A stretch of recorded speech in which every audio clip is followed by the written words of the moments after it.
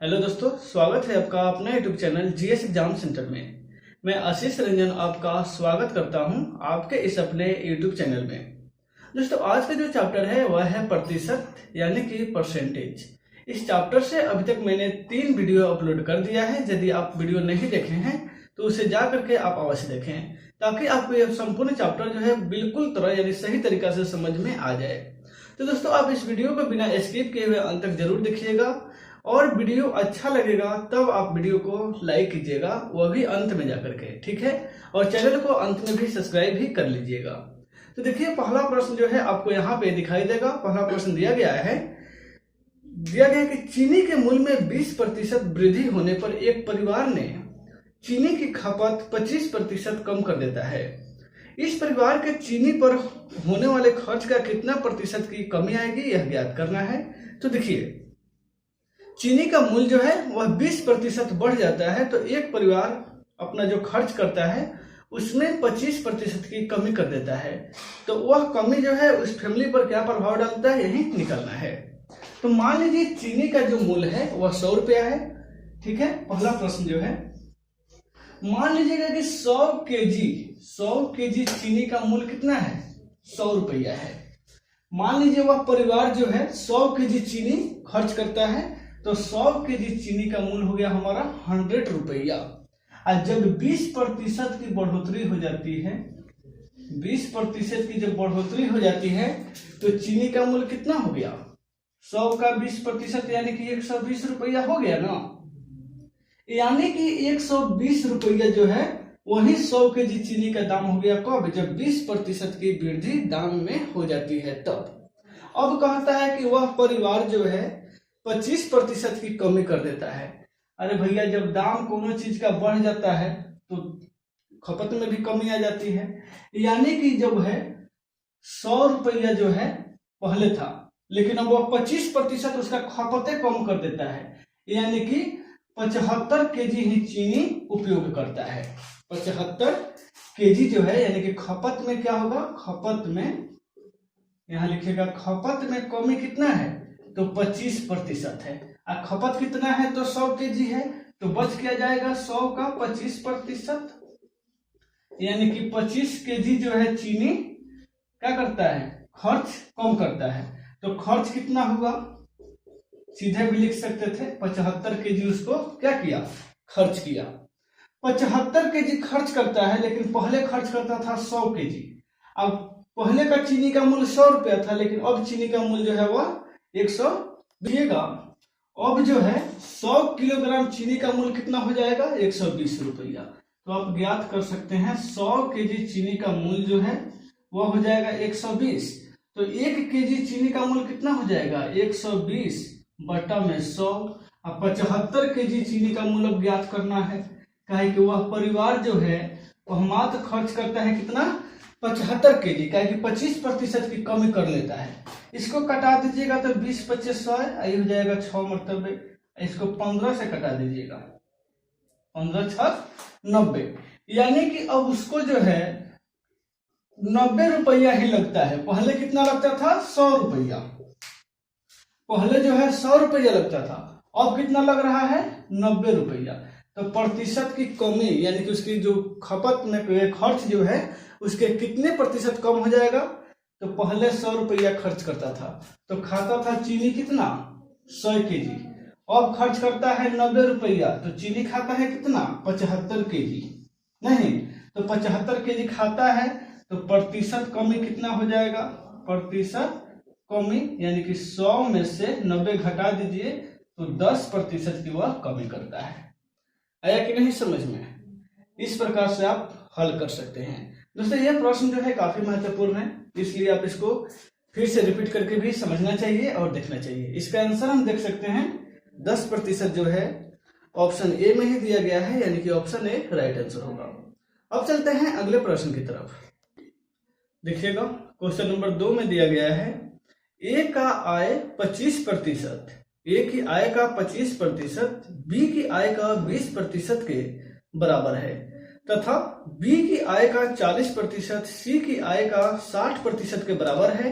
यदि सी का आय 4000 रुपया हो तो ए की आय क्या होगा ज्ञात करना है। देखिएगा महत्वपूर्ण प्रश्न है और आपके परीक्षा की दृष्टि से भी महत्वपूर्ण है। तो यहाँ पे कहता है कि सी का आय आपको दिया गया है यानी कि 4000 रुपया। ठीक है, क्वेश्चन नंबर 2 में देख लेते हैं। सी का आय कितना दिया गया है, 4000 रुपया दिया गया है सी का आय। ठीक है, लेकिन अब से पूछता है, थोड़ा सा आगे चल के हम लोग पढ़ेंगे कि बी का आय का 40%, यानी कि बी का 40% जो है वह सी का कितना प्रतिशत के बराबर है, तो 60% के बराबर है। बी का 40% सी के 60% के बराबर है, तो सी का तो मान दिया गया है यानी कि 4000 रुपया है ना। तो सी के मान पर आप 4000 रुपया रख लीजिएगा, यानी कि 4000 गुना 60/100। ये 2 जीरो से 2 जीरो को कटा दीजिएगा, 6 चौका 24 यानी कि 2400 रुपया ये हो गया। अब यहाँ पे देखिएगा बी का मान ज्ञात करने के लिए, यानी कि बी बराबर हो जाएगा 2400 और बटा में यहाँ 100 है तो इधर गुना में कर दीजिए और ऊपर का 40 को नीचे कर दीजिए। 4 छक 24 यानी कि 60 मरतबे कट जाएगा। 60 में 100 से गुना होगा तो 6000 रुपया जो है हमारा बी का क्या निकल गया, आई निकल गया। बी का कितना निकल गया 6000, सी का निकल गया 4000। अब थोड़ा सा अब ए पर आइएगा। ए में कहता है कि ए के आय का 25% बी के आय का 20% के बराबर है, यानी कि ए के आय का 25% बी के आय का 20% के बराबर है, यानी कि हाई और ये दोनों आपस में बराबर है। तो बी के तो आय आपको पता है कि 6000 रुपया है, नहीं तो बी के जगह पर 6000 रुपया निकल जाएगा, तो उसका 20% नहीं ज्ञात कर लीजिएगा, यानी कि 6000 का 20% कटा दीजिएगा तो कट जाएगा और 6 दूना 1200 हो गया, यानी कि ए का 25% जो है 1200 के बराबर है। ठीक है, तो आप इसको ज्ञात कर लीजिएगा। चलिए यहां पर बना देते हैं, यानी कि ए बराबर हो जाएगा 1200 और 100 नीचे है तो ऊपर जाएगा और बटा में क्या हो जाएगा 25 हो जाएगा। आया समझ में, यानी कि 25 से इसको 4 मरतबे कटा दीजिएगा, 25 चौका 100, 12 में 4 से गुना कीजिएगा तो 12 चौका 4800 रुपया जो है ए का मान निकल गया। ठीक है, ठीक है, तो ये जो है हमारा ए का मान हमसे पूछता है कि ए का मान कितना होगा, तो 4800 रुपया हमारा आंसर होना चाहिए। तो देखते हैं अब इसका आंसर जो है ऑप्शन डी में दिया गया है 4800 रुपया, यानी कि ए का मान वही हमारा राइट आंसर होगा। यदि आपको ये समझ में नहीं आया तो फिर से थोड़ा सा रिपीट करके वीडियो को देख सकते हैं और इसे क्लियर रूप से समझ सकते हैं। अब चलते हैं अगले प्रश्न की तरफ। क्वेश्चन नंबर 3 में दिया गया है, ध्यान दीजिएगा। वनस्पति तेल के मूल्य में 20% की कमी हो गई है। ठीक है, वनस्पति तेल के मूल्य में 20% की कमी कर दी जाती है तो कोई गृहिणी है वह उस तेल का खर्च जो है 36% बढ़ा देती है, तो उसकी खपत पर अब कितने प्रतिशत जो है बढ़ जाएगा, यही ज्ञात करना है। यानी कि पहले जो तेल का कीमत था उसमें 20% की कमी कर दी जाती है। तो मान लीजिए, ये क्वेश्चन नंबर 3 में दिया गया है, मान लीजिएगा ठीक है कि कोई भी व्यक्ति जो है 100 केजी तेल यूज करता है जिसका कीमत कितना है 100 रुपया है। ठीक है, 100 केजी यूज करता है, कीमत कितना हो गया 100 रुपया। लेकिन जब क्या करता है, इसको उल्टा लिखेंगे, क्योंकि 100 रुपया में तेल मिलता है कितना 100 केजी, ऐसे लिखेंगे। अब जब इसका 20% कमी हो जाती है रेट में, यानी कि 100 का 20% 20 होगा तो 20 को घटा देंगे, यानी कि अब 80 रुपया में 100 केजी तेल मिलना शुरू हो जाता है। 20% की कमी होती है तब। ठीक है, लेकिन क्या होता है, यहाँ जो केजी है केजी, पहले 100 रुपया में 100 केजी तेल मिलता था, लेकिन वर्तमान में 20% की कमी हो जाती है, तब तेल कितना मिलता है 80 रुपया में 100 केजी मिलता है। लेकिन जो उपयोग करता है, गृहिणी है, वह पहले 100 केजी तेल यूज करती थी और जब सस्ता हो गया तो 36% बढ़ा दी है, यानी कि 100 का 36% 36 होगा, यानी कि वह लीटर खर्च करने लगती है कितना, 136 केजी, यानी कि लीटर में कहिए चाहे केजी में कहिए। 136 केजी जो है वह 36% बढ़ जाता है। यहाँ पे ऐसे भी लिख सकते हैं 36% तेल में वृद्धि करती है, तेल में वृद्धि कर लेती है। तो 100 का 36%, 100 से 100 कट गया यानी कि 36, इसको अब नहीं लिखेंगे 36, यानी कि 100 में 36 जोड़ दीजिएगा तो 136 केजी नहीं हो गया, कह रहे थे नहीं, यहाँ पे डायरेक्ट मैंने लिखा था कि 36 यानी कि 136 केजी अब उसका उपयोग हो जाता है। तो इसका कीमत कितना है यह आपको पहले ज्ञात कीजिए। तो आपको पता है कि 80 रुपया में, 80 रुपया में जो है कितना, 100 केजी तेल मिलता है, ठीक है। लेकिन थोड़ा सा यहाँ पे देखिएगा, प्रश्न में हम लोग को पढ़ लिए हैं कि 36% तेल में वृद्धि, नहीं 36% जो है खर्च में वृद्धि कर देती है। क्या चीज में, खर्च में।